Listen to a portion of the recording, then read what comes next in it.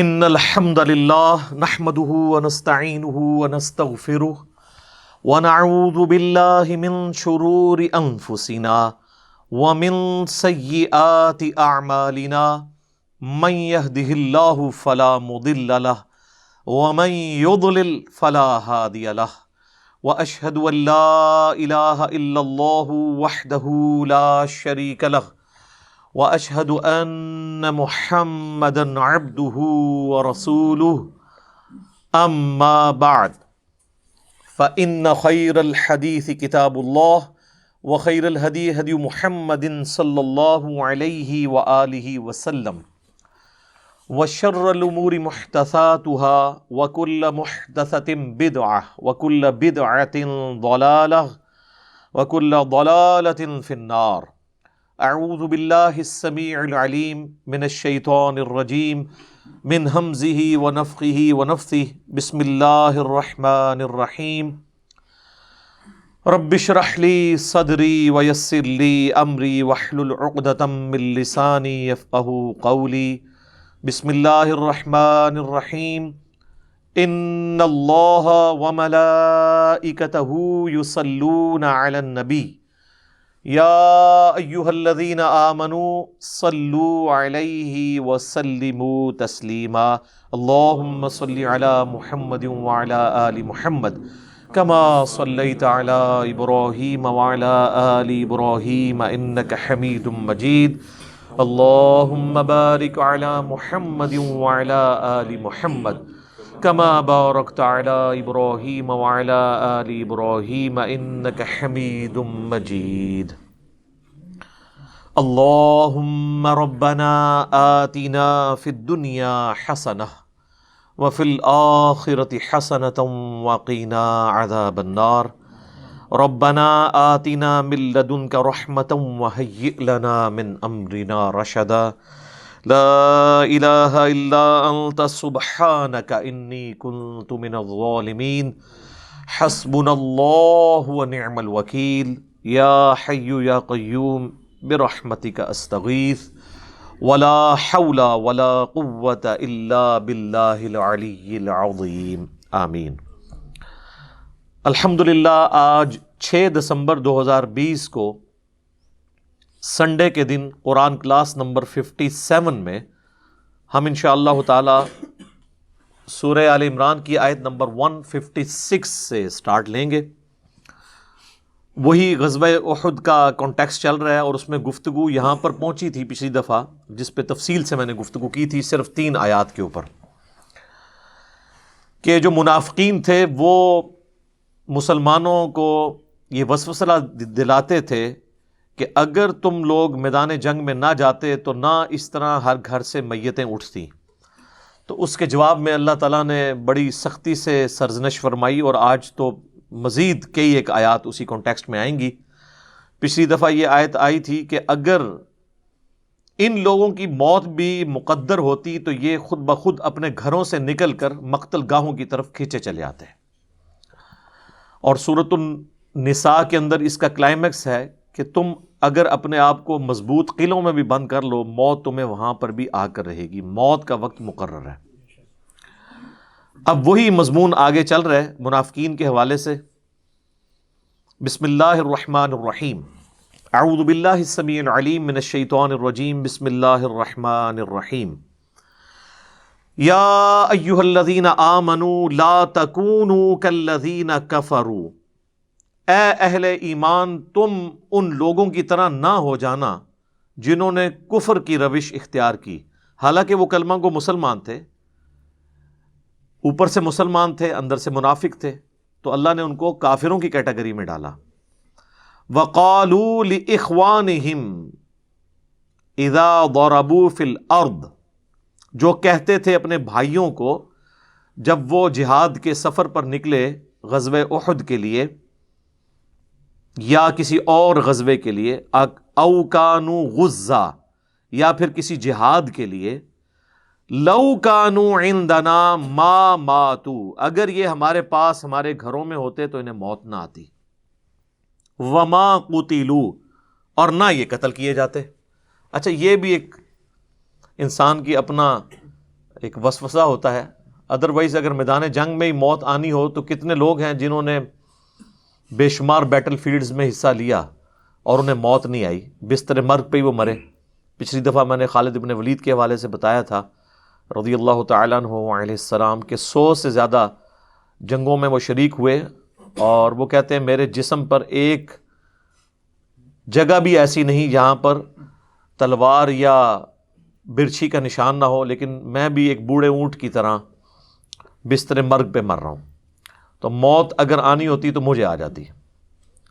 تو اللہ تعالیٰ فرما رہا ہے اب اس کے جواب میں لِيَجْعَلَ اللَّهُ ذَلِكَ حَسْرَةً فِي قُلُوبِهِمْ, اس طرح کے وسوسے آنا ان کے دلوں میں یہ اس لیے ہے کہ اللہ تو خود چاہتا ہے کہ وہ ان کے جو باطل خیالات ہیں ان کو حسرت کا باعث بنا دے ان کے دلوں میں, بس یہی کڑ کڑ کے مر جائیں وہ.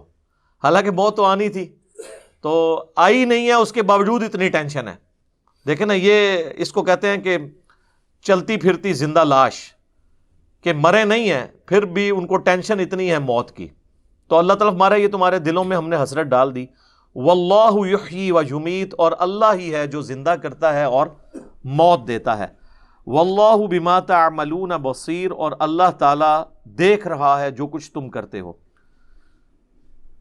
اس بات کا یقین ہونا کہ موت کا وقت مقرر ہے یہ نصیب والوں کا حصہ ہے. ادروائز اکثریت جو ہے نا وہ اہل ایمان میں سے بھی اتنا غلو کرتے ہیں کہ وہ یہ سمجھتے ہیں کہ اگر ہم کوئی سیکیورٹی کے میئرز لے لیں گے تو یہ چیز ہمیں موت سے بچا لے گی. ایسا نہیں ہو سکتا. سیکیورٹی کے میئرز لینا یہ سنت ہے, نبی صلی اللہ علیہ وآلہ وسلم بھی اس کا اہتمام کرتے تھے. اسباب اختیار کرنا سنت ہے, لیکن اسباب پر یقین کر لینا یہ کفر ہے. اسباب اختیار کرنا سنت ہے, اور یقین مسبب الاسباب پہ رکھنا یہ ایمان کا حصہ ہے. چونکہ دنیا کو اللہ تعالیٰ نے اسباب کے ساتھ جوڑا ہے, بظاہر ایسی چیزیں ہمیں نظر آ رہی ہوتی ہیں. میرے ایک بڑے قریبی دوست تھے, مجھ سے بھی چھوٹی عمر میں وہ فوت ہو گئے.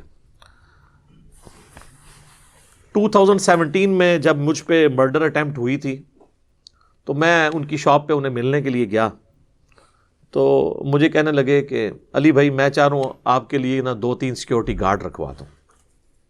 میں نے کہا کیوں؟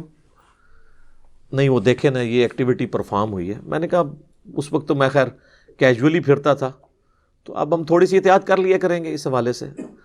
اور اس وقت بھی نہاتی حالت میں اللہ نے مجھے بچا لیا ہے تو الحمدللہ. تو اب بھی اگر موت مقدر ہوگی تو وہ میں ٹال نہیں سکتا. تو پھر میں نے انہیں ایک جملہ بولا, میں نے کہا میرے بھائی ہم باہر کی چیزوں کو تو کاؤنٹر فار کر سکتے ہیں, آپ سڑک پہ چلنے والی ٹریفک سے تو بچ سکتے ہیں اگر آپ ٹریفک سگنل کی پابندی کریں اور احتیاط کے ساتھ. پاکستان میں تو آپ کو دونوں طرف دیکھ کے سڑک پار کرنی پڑتی ہے, چاہے آپ 1 وے پہ ہوں یا 2 وے پہ. تو اس طرح کی جو موت کے گولے ہیں ان سے تو آپ بظاہر بچ سکتے ہیں, لیکن جو اندر کی ٹریفک ہے, جو روزانہ 1,00,000 دفعہ دل دھڑکتا ہے اور 10,000 لیٹر خون روزانہ پمپ کرتا ہے ہماری رگوں میں, اس سے کون بچا سکتا ہے اگر دل فیل ہو جائے؟ گردے جو 25 دفعہ روزانہ ڈائلیسس کرتے ہیں, اور ایک ڈائلیسس کی قیمت 8 سے 10 ہزار روپے مارکیٹ میں, 2.5-3 لاکھ روپے کا کام بغیر تکلیف کے گردے روزانہ کرتے ہیں. اگر گردے فیل ہو جائیں تو اس کے اوپر کون سا سیکیورٹی گارڈ بٹھایا جا سکتا ہے؟ آپ ذرا ایک ایک چیز کو گننا شروع کریں. تو ان کو یہ میری بات سمجھ آ گئی, لیکن چند ہی ہفتوں کے بعد وہ خود ہارٹ فیل سے دنیا سے چلے گئے. اللہ تعالیٰ ان کی مغفرت کرے. نیک آدمی تھے, ہماری اکیڈمی کے ایک آپ سمجھ لیں شروع کے جو ممبرز تھے ان میں سے ایک تھے. تو لیکن میں آپ کو بتا رہا ہوں کہ اندر کی ٹریفک کو کون روک سکتا ہے؟ تو یہ مسلمان کا یقین ہونا یہ بڑا ضروری ہے. کہتے تو آپ دیکھیں گے کہ جن لوگوں نے زندگی میں خدا کو کبھی سیریس نہیں لیا ہوتا نا, آپ ذرا ان کی بھی زبانیں دیکھیں, اتنی اتنی لمبی ہوں گی. او جی جیڑی رات جیڑی قبر ہے وہ باہر نہیں ہے, یہ کہتے ہیں نا. تو اگر یہی بات ہے تو جو قبر سے باہر زندگی گزار رہا ہے بغاوت کے اوپر مبنی, نہ تو حقوق اللہ کا کوئی پاس رکھتا ہے اور نہ کوئی حقوق العباد کا خیال رکھتا ہے، حرام خوریاں تیری گھٹی میں پڑی ہوئی ہیں اور لوگوں کا مال تو ہڑپ کرتا ہے، لوگوں کے پلاٹس ہڑپ کرتا ہے، اور بات یہ کر رہے تھے جیڑی قبر وچ رات ہے وہ باہر نہیں ہے. اگر تیرا یہ یقین ہوتا کہ قبر میں جو رات ہے وہ باہر نہیں ہے اور قبر میں جا کے کسی کو منہ دکھانا ہے تو تیری زندگی اس طرح کی گزر رہی ہوتی. تو یہ ایک روایتی جملے ہیں. جس طرح ہمارے پولیٹیشنز، ہمارے ریاستی اداروں کے جو ترجمان ہیں، ماشاءاللہ آپ گفتگو سنیں تو بسم اللہ الرحمن الرحیم اور انشاءاللہ اور الحمدللہ اللہ تعالیٰ، عام بندہ اس پہ خوش ہو جاتا ہے، اللہ دا نام پہ لیندے نے، وہ اللہ دا نام این جی پہ لیندے نے، انہاں دا تقیہ کلام ہے. اگر واقعی یہ اللہ کو مانتے ہوتے اور یہ جواب دے ہوتے تو اس طرح ان کی زندگی گزر رہی ہوتی؟ ایسے نہ ہوتا. یہ صرف ایک روایتی ہماری کلام ہے جو ہم بولتے ہیں. تو اسی طریقے سے یہ بھی لوگ روایتاً بات کرتے ہیں کہ جی جو قبر میں رات ہے وہ باہر نہیں ہے، جو باہر ہے وہ اندر نہیں ہے. اگر اس پہ یقین ہونا تو اس کا منطقی انجام یہ ہونا چاہیے کہ قبر کی تیاری کی جائے. لوگ یہ جملہ بول کے یہ بتانا چاہتے ہیں کہ جی کر لو جو کچھ کرنا جائے، اسی بدماش جائے، اسی نیچے قبر ہی جانا جدوں تک اسی باہر وہ یہ رزلٹ نکال رہے ہوتے ہیں. حالانکہ رزلٹ تو اس سے یہ نکالنا چاہیے کہ میں اپنی قبر کی اور آخرت کی تیاری کروں. اس طرف دماغ بھی نہیں ان کا جاتا. الٹا وہ اپنے مخالفین کو تھریٹ لگانے کے لیے بات کرتے ہیں کہ جتنی میری زندگی لکھی ہوئی ہے وہ تو میں باہر ہوں. بھائی جو تو باہر ہے تو اندر کی تیاری کرنا. تو یہ اصل اس میں سے مورل لیسن لینا چاہیے.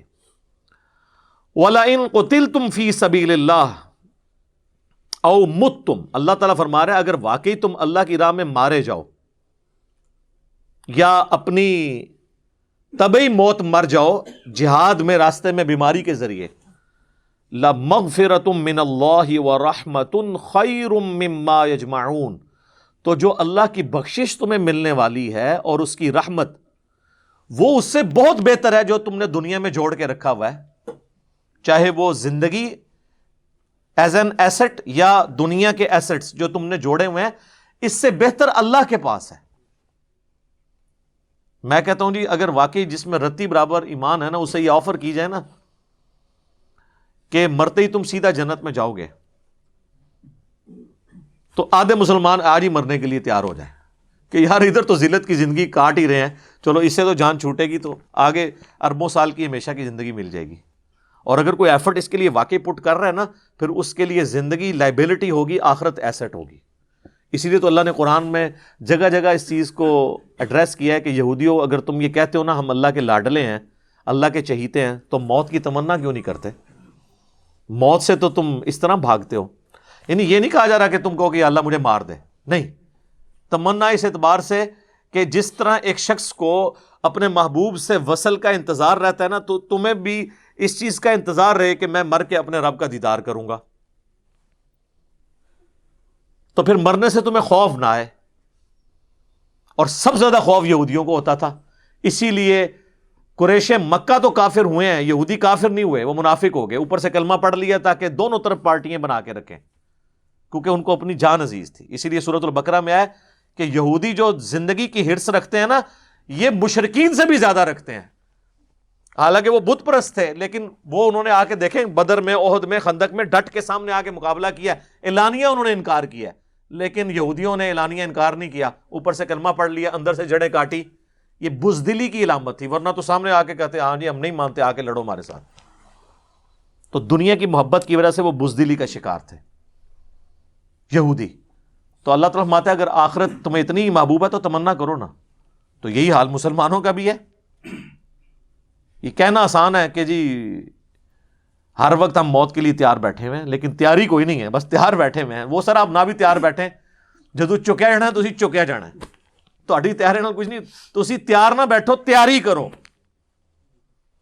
تو اللہ تعالیٰ فرما رہا ہے کہ جو اللہ کی راہ میں جہاد کے دوران طبعی موت مر جائے نا، اس کے لیے بھی مغفرت اور اجر عظیم ہے، کیونکہ وہ اللہ کی راہ میں وقف ہوا ہے نا. اور اگر شہید ہو جائے گا پھر تو نور علی نور ہے. اچھا وہ کیوں ہے اجر؟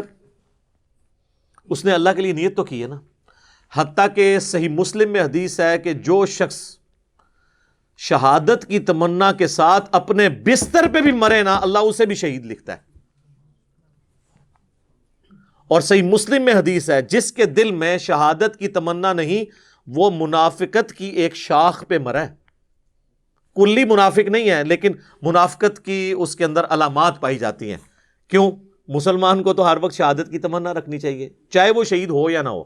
تو اگر وہ شہادت کی تمنا رکھتا ہے، اور شہادت یہ والی نہیں کہ مسلمان کا گلا کاٹے، پنجابی سندھی کا اور سندھی پنجابی کا، بلوچی پنجابی کا اور پنجابی بلوچی کا، یہ والی نہیں ہے شہادت، جو واقعی میدان جنگ والی شہادت ہو.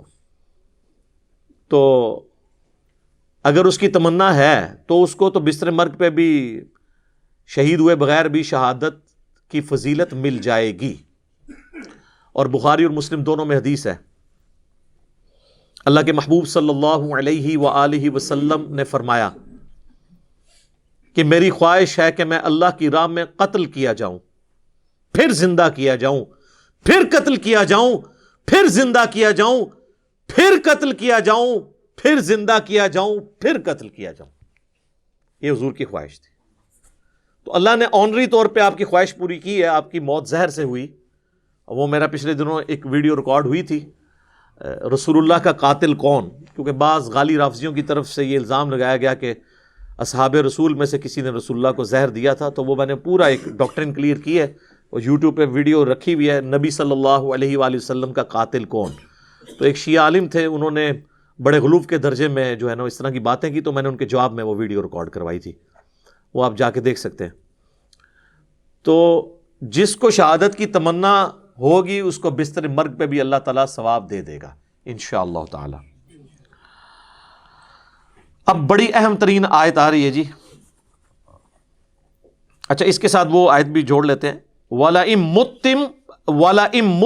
مُتُّمْ أَوْ قُتِلْتُمْ، اگر تم مر جاؤ اللہ کی راہ میں سفر کرتے ہوئے یا جنگ میں قتل کر دیے جاؤ، لَإِلَى اللَّهِ تُحْشَرُونَ، تمہیں اللہ کے حضور ہی جمع کیا جائے گا. At the end of the day, چاہے کوئی قتل ہوا، مرا، شیر کے پیٹ میں چلا گیا یا کسی ویل مچھلی کے پیٹ میں چلا گیا یا ایئر کریش میں اس کی راکھ اڑ گئی، الٹیمیٹلی تم جمع کر لیے جاؤ گے قیامت والے دن اللہ کے حضور. اللہ نے تمہیں زندہ کر لینا ہے. تو اس کے یعنی یہ کوئی اللہ تعالیٰ اپنی صرف قدرت کا اظہار نہیں کر رہا کہ زندہ ہو جانا ہے، تو مطلب یہ ہے کہ اللہ کے حضور تمہاری پیشی ہونی ہے کہ تم نے یہ ساری قربانیاں اللہ کے لیے کی تھیں یا کسی کے دکھلاوے کے لیے کی تھی. یہ شہادت جو ہے وہ اپنی بہادری کے جوہر دکھانے کے لیے تھی یا واقعی اللہ کے لیے مرنا چاہتے تھے تم. اچھا اب وہ اہم ترین آیت آ رہی ہے، سورہ آل عمران کی آیت نمبر 159. اسپیسیفکلی رسول اللہ صلی اللہ علیہ وآلہ وسلم کے اخلاقی اقدار کے اعتبار سے. ایک تو وہ آیت مبارکہ ہے نا سورۃ القلم کی آیت نمبر 4، وَإِنَّكَ لَعَلَىٰ خُلُقٍ عَظِيمٍ، اور بے شک اے محبوب صلی اللہ علیہ وآلہ وسلم آپ اخلاق کے بلند ترین درجے پر فائز ہیں. صلاۃ بر محمد وآل محمد، اللہم صلی علی محمد وعلی آل محمد. وہ تو ایک جنرل سٹیٹمنٹ تھی نا، یہ اسپیسیفکلی آپ علیہ السلام کے بارے میں اہم ترین آیت ہے. اب یہ آیت مبارکہ ایسی ہے جس سے لوگوں نے غلط رزلٹ بھی نکالا ہے آپ علیہ السلام کی شفقت کے پوائنٹ آف ویو سے. میں انشاءاللہ اس وسوسے کو بھی سیٹل کروں گا. یہ ہے سورہ آل عمران کی آیت نمبر 159، فَبِمَا رَحْمَةٍ مِّنَ اللَّهِ لِنْتَ لَهُمْ. یہ تو اللہ کی رحمت ہے اے نبی علیہ السلام آپ پر کہ آپ بڑے نرم ہیں اپنے ساتھیوں کے معاملے میں. یعنی آپ صلی اللہ علیہ وآلہ وسلم کا ایٹیچیوڈ بڑا نرمی والا ہے اپنے ساتھیوں کے بارے میں، اصحاب رسول کے بارے میں، اور یہ اللہ کی رحمت ہے کہ اللہ نے آپ کو نرم دل بنایا. وَلَوْ كُنْتَ فَظًّا غَلِيظَ الْقَلْبِ، اور بالفرض اگر آپ صلی اللہ علیہ وآلہ وسلم تند مزاج ہوتے اور سخت دل ہوتے، لَانفَضُّوا مِنْ حَوْلِكَ، تو آپ کے ساتھی آپ کو چھوڑ کے چلے جاتے. اس میں صحابہ کرام کی توصیف بھی آئی ہے، حضور کے اخلاق کی وجہ سے آپ کے ساتھی آپ کے ساتھ کمیٹڈ ہیں. اور دوسرا یہ بتایا گیا کہ آپ علیہ السلام کے اخلاق کی یہ برکت ہے کہ لوگ آپ کو چھوڑ کے نہیں جاتے. اگر آپ تند مزاج ہوتے یا سخت دل گیر ہوتے تو آپ صلی اللہ علیہ وآلہ وسلم کی سخت دلی کی وجہ سے آپ کے ساتھی آپ کو چھوڑ گئے ہوتے. یہ اصل میں اس کانٹیکسٹ میں بات ہو رہی ہے کہ یہ جو آپ کے اصحاب نے غزوہ احد میں غلطی کی ہے نا، تو آپ ان سے ذرا صرف نظر کریں.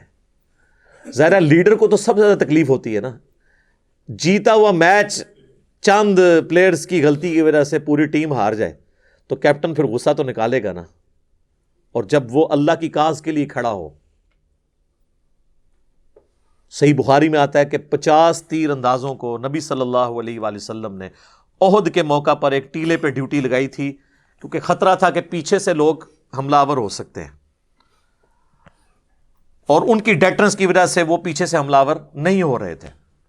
اور بخاری کے الفاظ ہیں، چونکہ غزوہ احد کے کانٹیکسٹ میں یاد نازل ہوئی ہیں، اسی طرف اشارہ ہے کہ نبی علیہ السلام نے فرمایا کہ تم دیکھو نا کہ چیل کوے پرندے ہماری بوٹیاں بھی اٹھا کے لے کے جا رہے ہیں، ہماری لاشوں کی، تب بھی تم نے میرے حکم کے بغیر یہ ٹیلا نہیں چھوڑنا. اب اس سے زیادہ واشگاف انداز میں کسی کو سمجھایا جا سکتا ہے؟ مجھے بتائیں. اس کے بعد کوئی گنجائش تھی کہ کوئی شخص نبی علیہ السلام کی نافرمانی کرتا؟ لیکن وہی ہوا.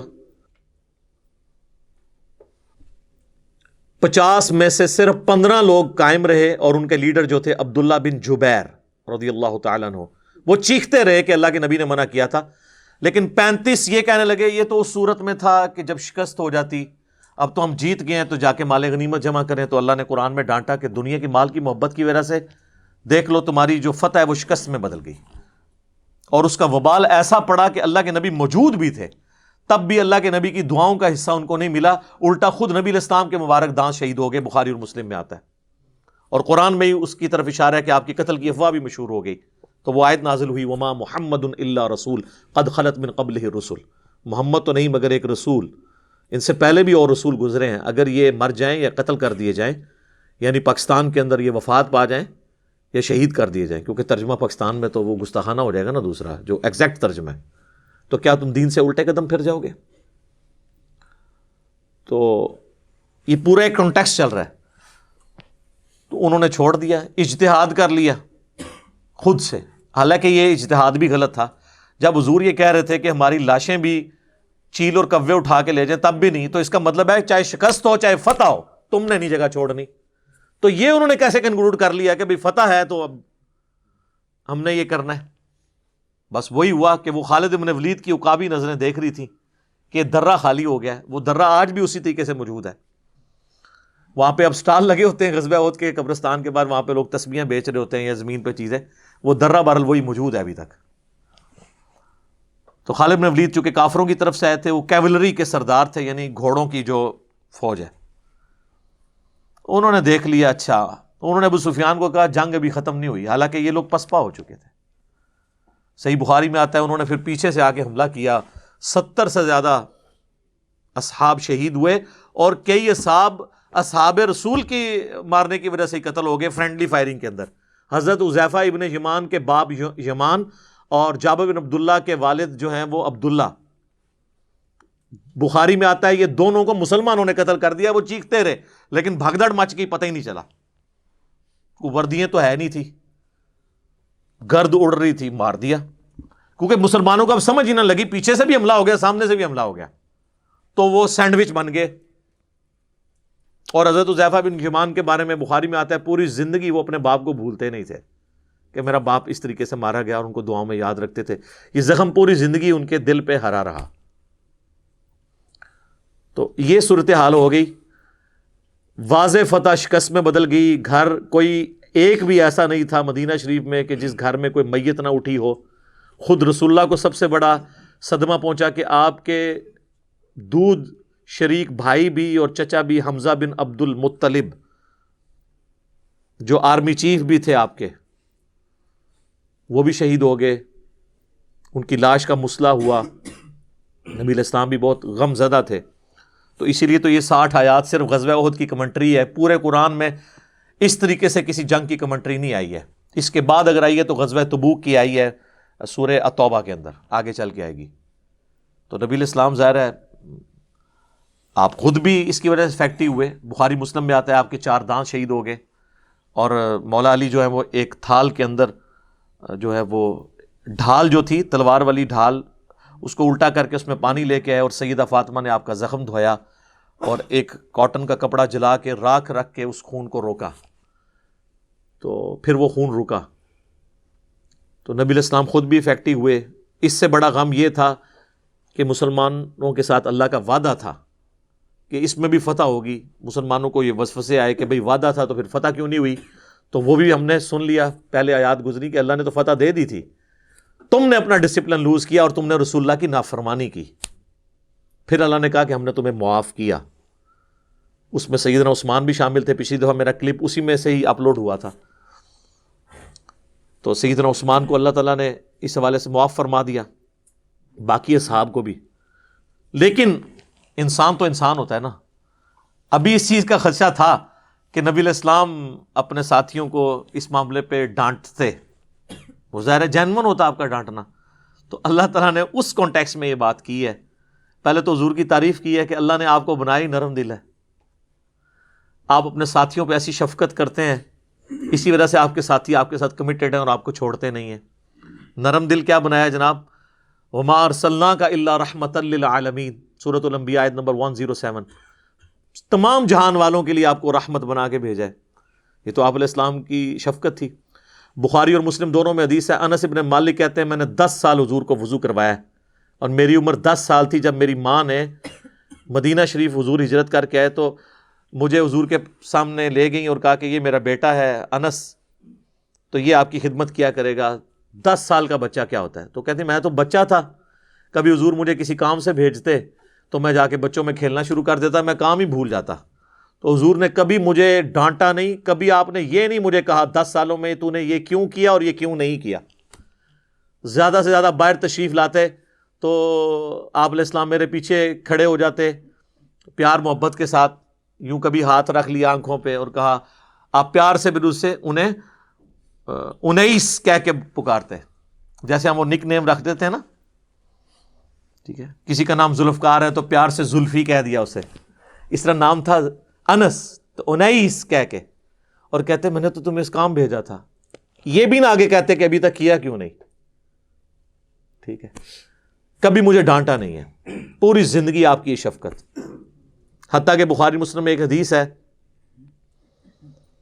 صحابی کہتے ہیں نبی علیہ السلام اپنے گھوڑے یا خچر یا گدھے پہ سوار تھے، ایک پینڈو شخص آیا، آپ نے اپنے گردن پہ وہ ایک چادر رکھی ہوئی تھی، اوڑی ہوئی تھی، اس نے سیدھے آ کے نا آپ کی چادر کو، جو آپ کو پتا ہے پینڈو تو پینڈو ہی ہوتا ہے، اور پھر عرب دا پینڈو، ایک پینڈو تو عرب دا اعرابی، اس نے سیدھی آ کے نا چادر یوں کھینچی، اور صحابی کہتے ہیں اتنی زور سے اس نے کھینچی کہ حضور کی گردن پہ نا لائن پڑ گئی اس چادر کی وجہ سے، اور کہتا ہے کہ اے محمد جو کچھ اللہ نے تمہیں دیا اس میں سے ہمیں بھی کچھدو، یعنی جو مالک غنیمت میں سے۔ تو وہ صحابی کہتے ہیں میں دیکھا حضور مسکرا رہے ہیں اور آپ نے فرمایا اس کو دے دو، کتنے گھوڑے اور اونٹ حضور نے اسے گفٹ کیے۔ تو یعنی آپ کے اندر وہ غصے والا وہ ایلیمنٹ نہیں تھا، اس حوالے سے آپ شفقت والا آپ کے اوپر پہلو غالب تھا۔ اس طرح کے کئی واقعات ہیں، صحیح مسلم میں حدیث ہے جب طائف میں آپ کو پتھر مارے گئے تو آپ نے پہاڑوں کا فرشتہ آپ کے پاس اللہ نے بھیجا کہ آپ اجازت دیں ہم ان طائف کی وادی میں ان کو مسل دیا جائے، تو ان کا نہیں، میں اللہ سے امید کرتا ہوں ان کی آنے والی نسلیں جو ہیں نا وہ اسلام قبول کر لیں گی، ٹھیک ہے۔ تو آپ علیہ السلام پہ شفقت کا ایک ایلیمنٹ تھا غالب۔ یہ بہت سارے واقعات ہیں، مسئلہ نمبر 100 میرا انہی واقعات کے اوپر ریکارڈڈ ہے۔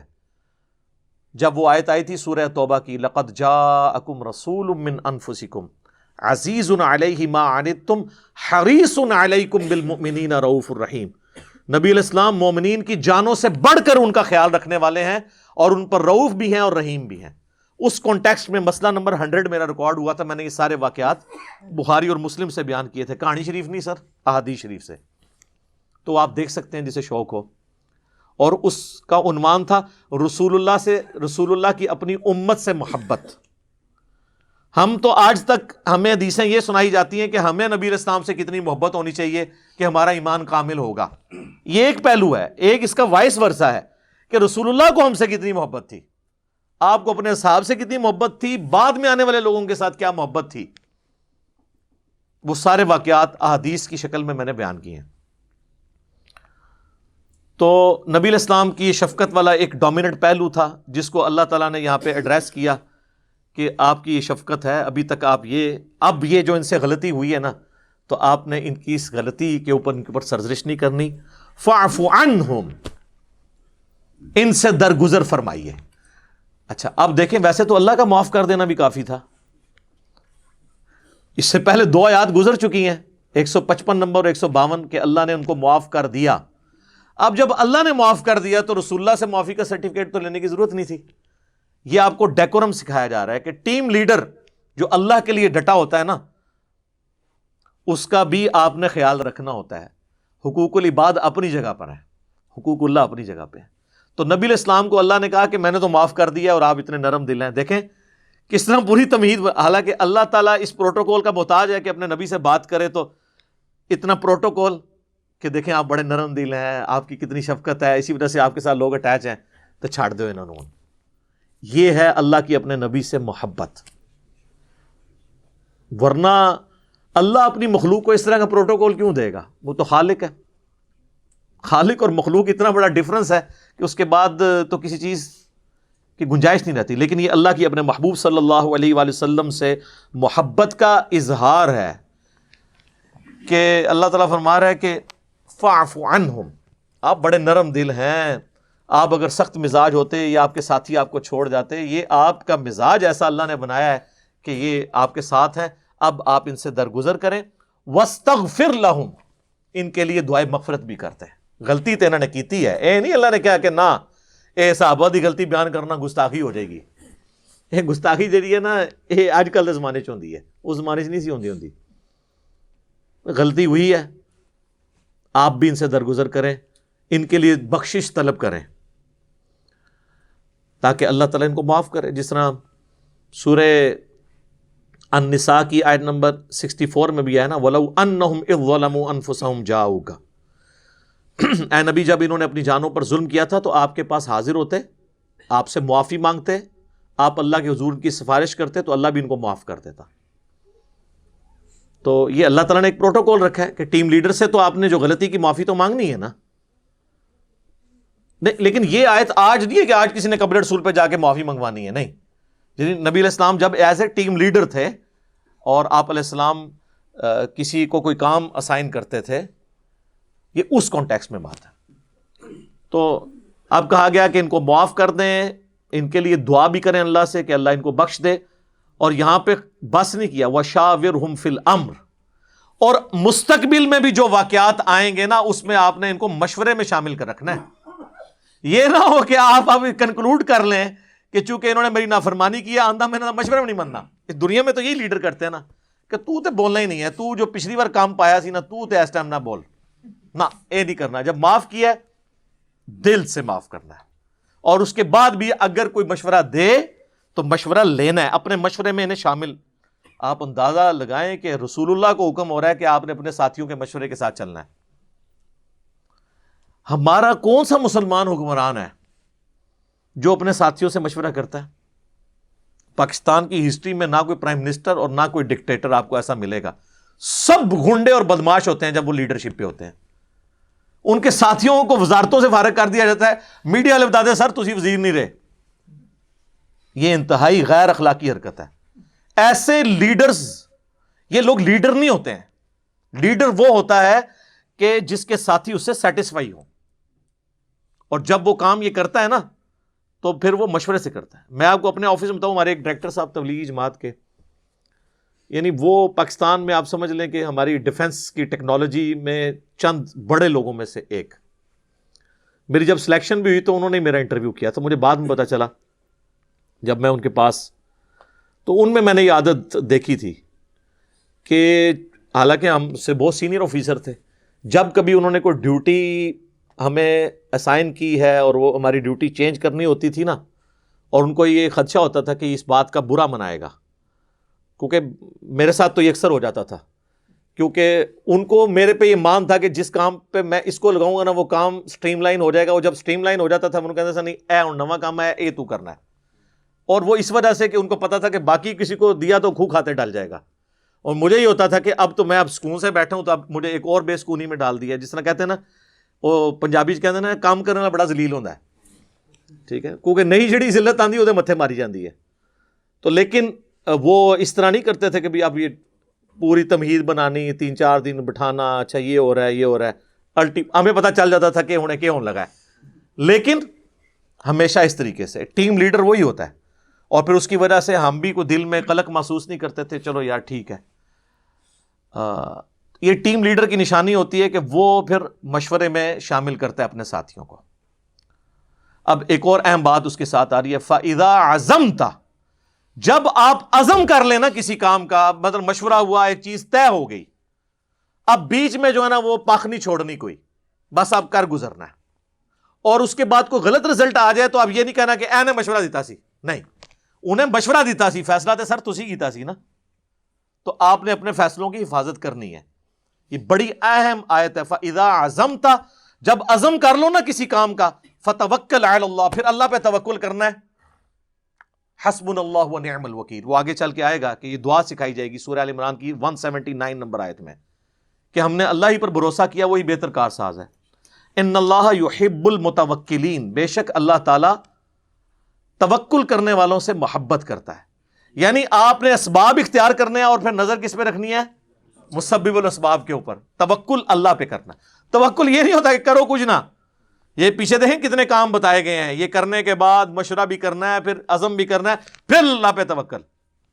ویسے توکل نہیں، وہ جو جامع ترمذی میں حدیث ہے کہ پہلے اونٹ کو باندھو پھر اللہ پہ توکل کرو، تو ظاہر ہے کہ اسباب آپ نے اختیار کرنے ہیں. اس میں ایک بڑی اہم بات میں آپ کو بتا دوں، بڑی مزے کی بات. وہ میں نے جن اپنے سینئر آفیسر کا ذکر کیا نا، ڈائریکٹر صاحب کا، تو وہ ہمیں ایک دن اسی طریقے سے سمجھا رہے تھے، چونکہ وہ تبلیغی جماعت سے بھی اٹیچ تھے.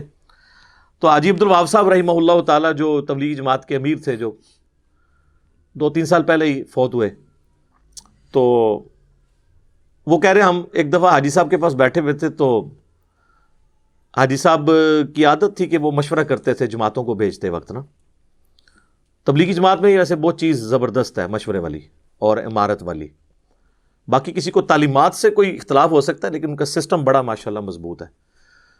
تو وہ مشورہ کرتے تھے جماعت یہ یعنی اب یہ جماعت جو ہے یہ جماعت ہم نے ٹرین پہ روانہ کرنی ہے، بس پہ روانہ کرنی ہے، یا اپنی گاڑی کروا کے، یہ وہ مشورہ لیا کرتے تھے جب دور جماعتیں جاتی. تو کہتے ہیں مشورے کے دوران نا مختلف لوگوں نے مشورہ دیا. کسی نے کہا کہ بس پہ جاتے ہیں، کسی نے کہا جی پیدل جاتے ہیں. پیدل جماعتیں بھی ان کی کئی 100 کلومیٹر تک وہ دعوت کے طور پہ چلتی ہیں. کسی نے کہا جی ٹرین پہ جانا ہے. الٹیمیٹلی طے ہو گیا جی ٹرین پہ جماعت جائے گی. فیصلہ ہو گیا. فیصلہ کرنے کے بعد حاجی صاحب نے نا پھر دوبارہ سے جنہوں نے بس کا مشورہ دیا تھا نا ان کو پوچھا کہ ہاں جی بتائیں کس طریقے سے سفر اختیار کرنا چاہیے. تو انہوں نے پھر کہا جی بس پہ. انہوں نے کہا نا، اب جب طے ہو جائے نا تو اب تم نے بھی یہی کہنا ہے ٹرین پہ، تاکہ یونٹی نہ ٹوٹے. یہ مشورہ اس وقت تک تھا جب تک ڈیسیژن نہیں ہوا. ونس ڈیسیژن ہو جائے نا تو بس والے نے بھی کہنا ہے ٹرین، ٹرین والے نے تو کہنا ہی ٹرین ہے، باقی سب نے بھی، پیدل والوں نے بھی کہنا ہے ٹرین. ورنہ راستے میں کوئی مصیبت آئے گی، ٹرین کہیں پہ خراب ہو گئی تو ٹرین کا مشورہ دینے والی شامت آ جائے گی. تو وہ تو میرے بھائی بس بھی راستے میں پنکچر ہو سکتی تھی. بسیں تو ماشاءاللہ یہاں راکٹ کی سپیڈ پہ چل رہی ہوتی ہے، بس کا تو پہنچنا بھی اس کی پروبیبلٹی بھی کم ہوتی ہے. تو پھر آپ کسی کو یہ تانا نہیں دے سکتے کہ تو مشورہ دیتا سی، وہ اللہ کی طرف سے ہوتا ہے. اسی لیے کہا گیا فَإِذَا عَزَمْتَ، جب آپ عزم کر لینا پھر اللہ پہ توکل کرنا ہے آپ نے، رزلٹ جو بھی آئے. اس کو سپورٹو وہ حدیث ہے جو تقدیر والے چیپٹر میں ہے صحیح مسلم میں. مسئلہ تقدیر کے اوپر آلموسٹ 60 کے قریب حدیثیں لی ہیں امام مسلم نے، اور اس کی آخری حدیث یہی ہے کتاب القدر چیپٹر کی. میں یہ سمجھتا ہوں یہ حدیث جو ہے نا، یہ تو سنہری حروف میں نا چوراہوں پہ لگانی چاہیے لکھ کے. صحیح مسلم کی حدیث ہے، نبی صلی اللہ علیہ وآلہ وسلم نے فرمایا، اے ابو ہریرہ، جو چیز تجھے نفع دے اس کے حصول کے لیے اپنی پوری کوشش کر، سستی نہ کرنا، کاہلی نہ کرنا، اور اللہ سے مدد طلب کرنا. پھر بھی اگر رزلٹ تیرے خلاف آ جائے تو یہ نہ کہنا کہ اگر میں یہ کر لیتا تو یہ ہو جاتا، اگر میں یہ کر لیتا تو یہ ہو جاتا. یہ اگر مگر شیطان کا دروازہ کھول دے گا. یہ سب کچھ یعنی انگریز بھی یہی کرتا ہے، فیزیبلٹی پہلے بناتا ہے، وہ 80% ایفرٹ فیزیبلٹی پہ پٹ کرتے ہیں، 20% جو ہے وہ کاسٹ ان کی آتی ہے کام کرنے کے اوپر. یہ نہ ہونا کہ وہ کر بیٹھے تو اینڈ پہ پتا چلے کہ جناب ادھر تو یہ مصیبت کھڑی ہو گئی ہے. جہاں ہمارے کئی پروجیکٹس کے ساتھ یہ ہو جاتا ہے. تو اب اس میں الفاظ کیا ہیں کہ جو بھی چیز تمہیں نفع دے دنیا میں اور آخرت میں، جنرل ہے، اس کے لیے کوشش کرنی ہے، کاہلی نہیں کرنی، سستی نہیں کرنی. یہ نہیں کہ خالی پیپر جو ہے وہ دروشی پڑھ کے پھونک کے تو وہ ممتحن کے حوالے کر کے آ جانا ہے میں پاس ہو جاؤں گا، بعض میرے کو آ کے دعاواں کرانی نے نہ، اس طرح نہیں کو پاس ہوگا. سستی نہیں کرنی، کاہلی نہیں کرنی، اور کوشش کرنی ہے، اور اللہ سے مدد طلب کرنی ہے. اللہ کو نہیں نکالنا کبھی بیچ میں سے. کوشش، یہ دونوں چیزیں پیرلل میں چلتی ہیں. نہ بالکل تقدیر پہ چیز ڈال دینی ہے، اور نہ صرف اپنی کوششوں کو سب کچھ سمجھ لینا ہے. یہ قدریہ کا موقف تھا نا کہ بھئی تقدیر کوئی چیز نہیں، اور جبریہ کہتے تھے کہ جی تقدیر ہی غالب ہے، انسان کچھ نہیں کرتا. اہل سنت کا منہج درمیان میں ہے کہ کچھ چیزیں اللہ نے تقدیر کا ساتھ رکھی ہیں، کچھ ہماری کوشش سے جڑی ہوئی ہیں، دونوں سے مل کے ایک رزلٹ نکلتا ہے. ورنہ تو رسولوں کا مقدمہ، کتابوں کا مقدمہ ہی ختم ہو جائے گا اگر ہماری ول کی کوئی اہمیت نہیں ہوگی. قرآن تو بار بار اسی کے اوپر ہی ایمفسائز کرتا ہے، والذین جاہدوا فینا لنہدینہم سبلنا. جو لوگ ہماری راہ میں کوشش کریں گے ہم اپنی راہیں ان کے لیے کھول دیں گے. لیکن جو کوشش نہیں کرے گا، جو کک نہیں مارے گا نا، اس کی گاڑی نہیں سٹارٹ ہوگی. ویسے دنیا کے ہم سارے کام میں یہ کر رہے ہوتے ہیں، آخرت کے معاملے میں کہتے ہیں دعا کرو توفیق مل جائے. مجھے آج تک کوئی بندہ نہیں ملا کہ دعا کرو مجھے توفیق مل جائے کہ میں نے ارادہ کیا ہے کہ ابھی جا کے میں نے جو ہے نا دوپہر کا کھانا کھانا ہے. وہ کھانا ہی ہوتا ہے. کسی نے باتھ روم جانے سے، واش روم میں جانے سے پہلے کبھی توفیق نہیں اللہ سے مانگی، حالانکہ کتنا خطرناک کام ہوتا ہے اگر کسی کا پیشاب بند ہو جائے. آج تک کسی نے کہا کہ دعا کرو اس دفعہ بھی میرا ارادہ ہے کہ آج میں نے اتنی دفعہ پیشاب کے لیے جانا ہے، میرا پیشاب نہ بند ہو. کیونکہ وہ ہم نے کرنا ہوتا ہے، چیزیں انڈرسٹوڈ ہوتی ہیں. جیسے ہی دین پہ چلنے کی باری آتی ہے تو توفیق، دعائیں، یہ سب ڈرامے نے اپنے آپ کو دے ہی رکھو توکے. تو ہم نے تو کرنی ننگی بات. ننگی بات کیے بغیر بات سمجھ نہیں آتی ہے، اپنے آپ کو دھوکہ دے رہے نا. تو اللہ تبارک و تعالیٰ نے یعنی یہاں پہ ایک سلیقہ سکھایا کہ جب اللہ پہ توکل کر لیا، عزم پکا، بس اب آپ کوشش کر گزریں، باقی رزلٹ اللہ پہ چھوڑ دیں. مولا علی کا قول ہے نا، میں نے اپنے ارادوں کے ٹوٹنے سے اللہ کو پہچانا ہے. کیوں؟ ساری کوشش کر لی، حالات و واقعات بھی فیوریبل تھے، رزلٹ کچھ اور نکل آیا. تو اس کا مطلب ہے کہ کوئی اور ہستی ہے جو چاہتی ہے کہ یہ ایسے نہ ہو، اس کے ساتھ تو کوئی ٹکر نہیں لے سکتا. تو اگر مگر شیطان کا دروازہ کھول دیتا ہے، جو صحیح مسلم کے الفاظ ہیں، اس لیے کہ اگر مگر سے پھر جو تقدیر کی طرف سے فیصلہ ہوا ہوتا ہے نا، آپ اس کو چیلنج کر رہے ہوتے ہیں. ایک تو ہے کہ آپ اس کو ریویو کر کے پلان کریں، وہ ایک اور چیز ہے کہ جی آندہ ہم اس چیز کو کاؤنٹر فار کریں گے، اس کو کریں گے، اس کو کریں گے، لیکن اس کی لکیر پیٹ کے بیٹھ جانا، یہ چیز غلط ہے. حالانکہ یہاں پہ آپ دیکھ رہے ہیں کہ صراحتاً غلطی ہوئی تھی، اس پہ اللہ نے ڈانٹا بھی ہے، لیکن الٹیمیٹلی حضور کو کہا کہ بس چھوڑ دے، معاف کرے، مشورے میں شامل کریں، آندہ کے لیے بھی آپ یہ کریں. یہ اسی چیز کی نفی کی جا رہی ہے کہ بس یہ اللہ کی طرف سے ایک معاملہ ہونا تھا، تمہارا ڈسپلن لوز ہوا. لیکن سر دیکھیں، یہ غزوہ احد کا ہی ڈسپلن لوز ہوا ہے، اس کے بعد مسلمانوں نے کوئی جنگ نہیں ہاری. یہ ایک واقعہ مستقبل کی جنگوں کے لیے، جس میں رومن اور پرشینز کو مسلمانوں نے شکست دے کے صدیوں کی سپر پاورز کو الٹنا تھا، یہ چھوٹی سی بیٹل فیلڈ نے مسلمانوں کو وہ سبق سکھایا کہ وہ بڑی بیٹل فیلڈز میں اگر یہ ڈسپلن لوز کرتے تو کیا قادسیہ میں جو ہے وہ پرشین امپائر کا مقابلہ کر سکتے تھے، یرموک میں رومن امپائر کا مقابلہ کر سکتے تھے، جن کی ریزروڈ آرمیز ہی لاکھوں کے اندر تھیں، جن کے پاس اسلحہ بھی لیٹسٹ تھا. تو یہاں پہ اللہ تعالیٰ نے جو ڈسپلن سکھایا ہے نا، اس کی وجہ سے پھر آگے وہ معاملات چلے. وہ سر آپ عمر سیریز دیکھیں کہ کس طرح مسلمانوں نے کس حکمت عملی کے ساتھ جنگوں کو جیتا ہے، انہی کا اسلحہ چھین کے انہی کو الٹا ہے. تو وہ اسی یونٹی کی وجہ سے، ڈسپلن لوز نہ ہونے کی وجہ سے سب کچھ ہوا ہے. آپ دیکھ لیں قادسیہ کے اندر جب مسلمانوں کی فوج پسپا ہو گئی ہے تو حضرت سعد ابن ابی وقاص جو ہیں وہ تو بیمار تھے، وہ تو قلعے میں پیچھے بیٹھے ہوئے تھے، ان کو بہت تیز بخار ہو گیا تھا، اتنے لاغر ہو گئے تھے کہ وہ چل بھی نہیں سکتے تھے، لیکن ایک ایک لمحے کی رپورٹ لے رہے تھے. وہ پرشینز جو ہیں ہاتھی لے کے آگے، اتنے بڑے بڑے عرب کے گھوڑوں نے ہاتھی دیکھے نہیں ہوئے تھے، وہ تو عرب کے گھوڑے جب ہاتھی دیکھتے تھے تو بھاگ جاتے تھے. تو وہ تو مسلمانوں کو ہی کچلنا شروع کر دیا انہوں نے. تو انہوں نے ساتھی نے آگے اطلاع کی کہ حضرت یہ تو وہ تو ہاتھی لے کے، اتنے بڑے بڑے ہاتھی لے کے آ گئے. تو حضرت سعد ابن ابی وقاص نے کہا کہ بنو تمیم کے لوگوں کو میرے پاس بلاؤ. جناب بنو تمیم کے وہ لوگ تھے کہ جو اپنی جان کی پرواہ کیے بغیر بڑے بڑے کارنامے سر انجام دے دیتے تھے. سر انہوں نے گھوڑوں کو کیا سائیڈ پہ کہ گھوڑا تو بدک جاتا ہے, پیدل گئے, کتنے لوگوں کی جان بھی اس میں چلی گئی, کئی لوگ ہاتھی کے نیچے آ کے مر بھی گئے. پیدل جا کے انہوں نے نیزے اپنے ہاتھوں میں پکڑ کے تو وہ جا کے ان ہاتھیوں پہ بیٹھے ہوئے لوگوں کو گرایا, اور بعض ہاتھیوں کو بھی انہوں نے گرایا, اور مسلمانوں نے وہ جنگ جیت لی. 8,500 مسلمان شہید ہوئے. آج ان کے نام بھی ہمیں نہیں پتا. ان کی قربانی ہے, ان کے بھی بیوی بچے تھے, ان کا بھی مستقبل تھا, لیکن انہوں نے قربانی دی. آج ان کی قربانیوں کی وجہ سے اسلام ہم تک پہنچا ہے. اور بس ہم نعرہ لگا سکتے ہیں جو کچھ بھی ہیں تیرے محبوب کی امت سے. ان کو جچتا تھا کہ وہ نعرہ لگائیں جو کچھ بھی ہیں تیرے محبوب کی امت سے, دیکھ محبوب کے ساتھ ہم نے وفاداری کی ہے. ہم کہتے ہیں ہم بے وفا ہیں, ٹھگ ہیں, فراڈی ہیں, تو ہم حضور کی نسبت سے ہمیں بخش دے. وہ اگر کہتے تو کہتے تھے دیکھ نسبت دی ہے تو ہم پاس بھی لا رہے ہیں اس کا. ہم بالکل الٹ چل رہے ہیں. رضی اللہ عنہم اجمعین وعلیہم السلام اجمعین, آمین.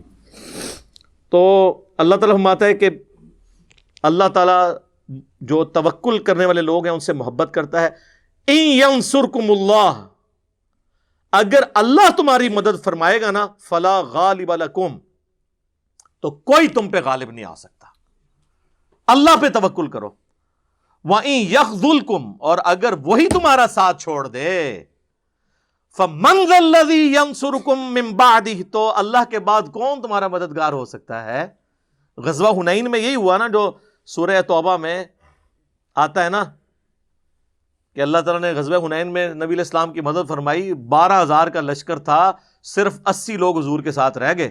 بس ایک بندے نے وہاں جملہ بول دیا تھا کہ جی بدر میں تو ہم 313 تھے, غالب آئے ہیں, آج تو ہم کافروں سے زیادہ ہیں. اور غزوہ حنین مشرکین عرب کے خلاف آخری جنگ تھی, یہ فتح مکہ کے بعد ہوئی تھی. اس کے بعد عرب پورے کا پورا سرنڈر کر گیا تھا قریش کے سامنے.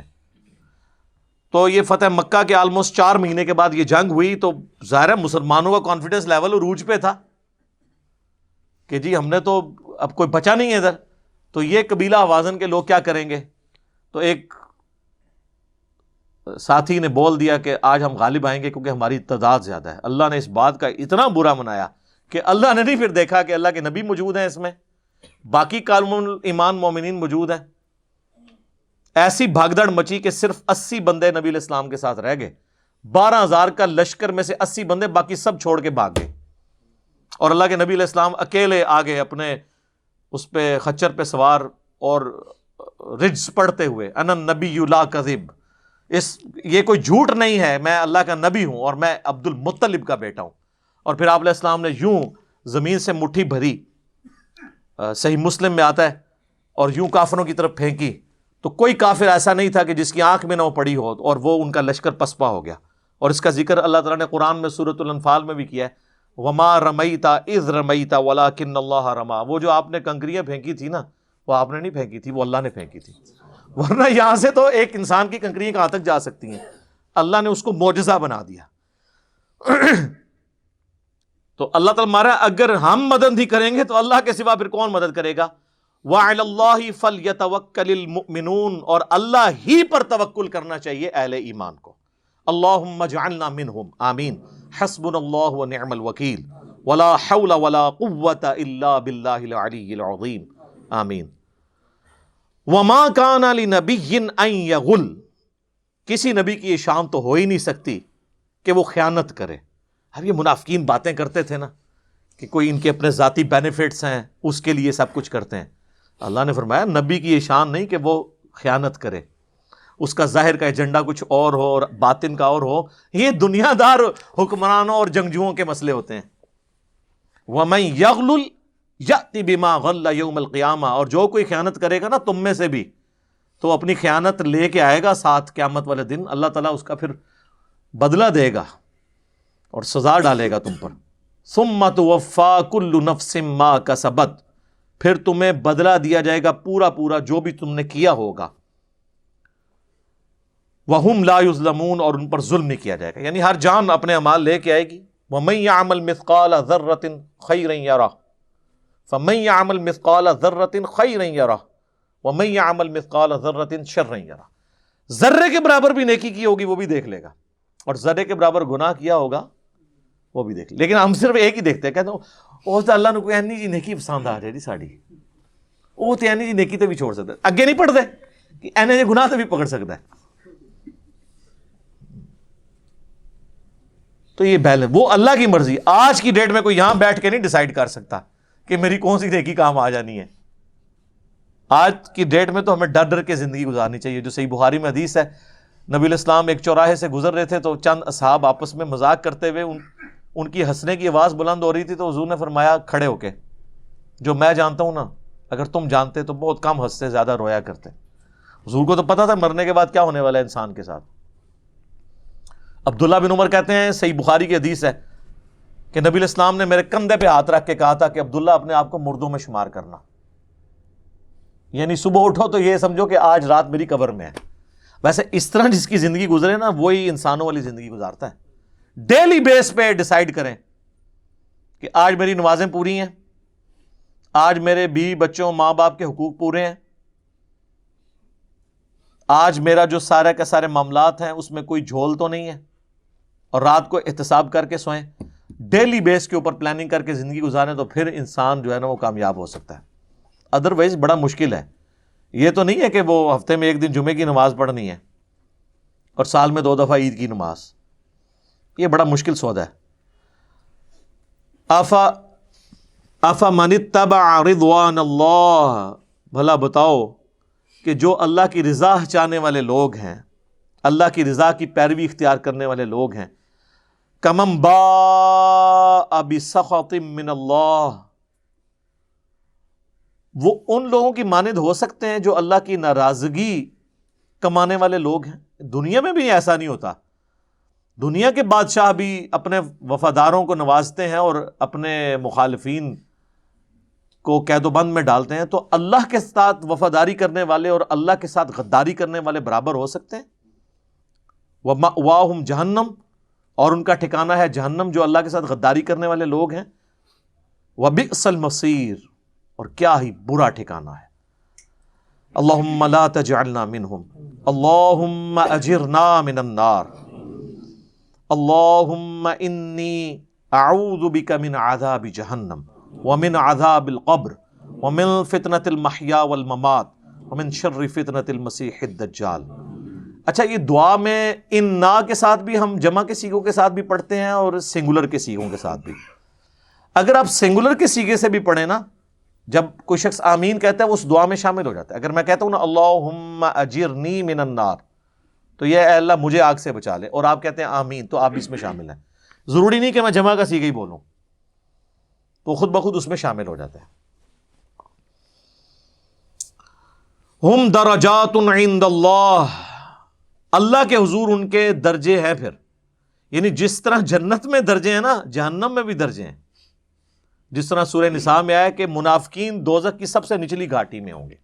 سورۃ الحجر میں آیا نا کہ دوزخ کے 7 دروازے ہیں اور 7 دروازوں کا اپنا اپنا حصہ ہے. اس طرح اس کی گھاٹیاں ہیں. سارے کافر ایک جگہ پہ نہیں ہوں گے. جو زیادہ اس اللہ کے دشمن تھے، سورہ مریم میں آتا ہے، وہ اتنے ہی نچلی گھاٹی کے اندر ہوں گے. تو اس طرح اہل جنت کے بھی درجے ایک جیسے نہیں ہیں. جنت میں بھی اعلیٰ سے اعلیٰ درجات ہیں اور کم سے کم، لیکن وہ کم سے کم بھی جو ہے نا میرے بھائی، وہ بھی انمیجنیبل ہے.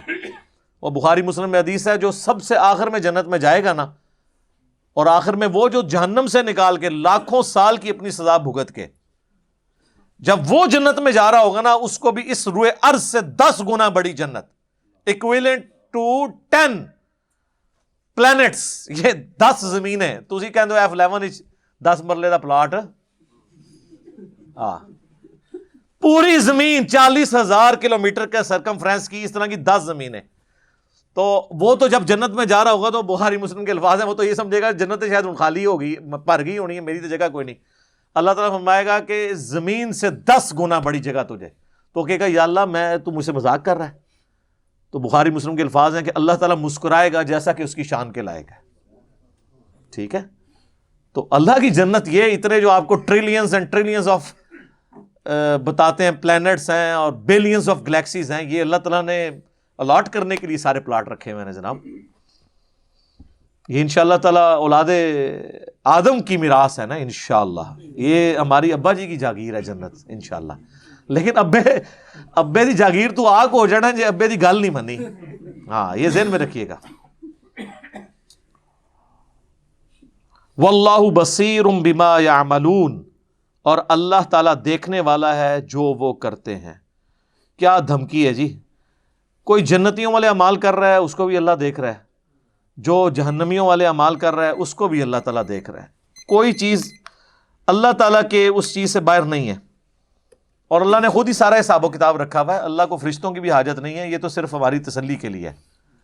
قرآن حکیم میں کئی جگہ یہ مضمون ہے کہ ہم غائب تو نہیں تھے، ہم تو خود دیکھ رہے تھے. اور فرشتوں نے تو کئی اعمال لکھے ہونے ہیں جو قیامت دن زیرو سے ملٹیپلائی ہو جانے ہیں، کیونکہ اللہ فرمائے گا تم نے تو ظاہری اعمال دیکھے نا، یہ تو ریاکاری کے لیے کر رہا تھا. جی وہ جو آتا ہے کہ ایک شہید کو لایا جائے گا، صحیح مسلم میں حدیث ہے، تو فرشتوں نے اسے شہید ہی لکھا ہوگا نا، تبھی تو الفاظ ہیں شہید کو لایا جائے گا. اللہ کہے گا نا، اس کا مطلب ہے اللہ تعالیٰ کو فرشتوں کو بھی کوئی رشوت نہیں دے سکتا. یہ دنیا میں جج خریدے جا سکتے ہیں. اللہ وہ جج ہے جس کو نہ تو کسی گواہ کی ضرورت ہے، نہ کسی ریکارڈ کی ضرورت ہے، نہ کوئی پٹیشن فائل کرنے کی ضرورت ہے، نہ کوئی جوڈیشری میں کیس چلانے کی ضرورت ہے. اس کو تو پتہ ہے دنیا میں آپ دھوکہ دے سکتے ہیں. تو اللہ تعالیٰ ہمارا ہے کہ اللہ تعالیٰ واقف ہے، دیکھ رہا ہے جو کچھ تم کر رہے ہو. اس میں ایک دھمکی پوشیدہ ہے. چلے اچھا ہوا ہے یہاں پہ یہ ہماری ٹائم مکمل ہوا، کیونکہ اگلی جو آیت ہے نا 164 یہ خود متقاضی ہے، اس پہ 15-20 منٹ کم از کم بولا جائے. لقد من اللہ علی المؤمنین اذ بعث فیہم رسولا یتلو علیہم آیاتہ ویزکیہم ویعلمہم الکتاب والحکمہ وان کانوا من قبل لفی ضلال مبین. رسول اللہ کا احسان ہے انسانیت کے اوپر کہ انہوں نے کتاب اللہ کے ذریعے لوگوں کو ہدایت دی. اس کانٹیکسٹ میں یہ اہم ترین آیت ہے سورہ آل عمران کی آیت نمبر 164. انشاءاللہ اگلی دفعہ ہمارے درس کا آغاز اسی سے ہوگا انشاءاللہ. اللہ تعالیٰ سے دعا ہے جو حق بات میں نے کہی اللہ تعالیٰ ہمارے دلوں میں راسخ فرمائے. اگر جذبات میں غلطی سے میرے منہ سے کوئی غلط بات نکل گئی اللہ تعالیٰ ہمیں معاف بھی کر دے، ہمارے دلوں سے اسے دھو دے. ہمیں کتاب و سنت کی تعلیمات پر عمل کر کے دوسرے بھائیوں تک پہنچانے کی توفیق عطا فرمائے. سبحانک اللہم و بحمدک اشہد ان لا الہ الا انت استغفرک و اتوب الیک وما علینا الا البلاغ المبین. جزاکم اللہ خیرا.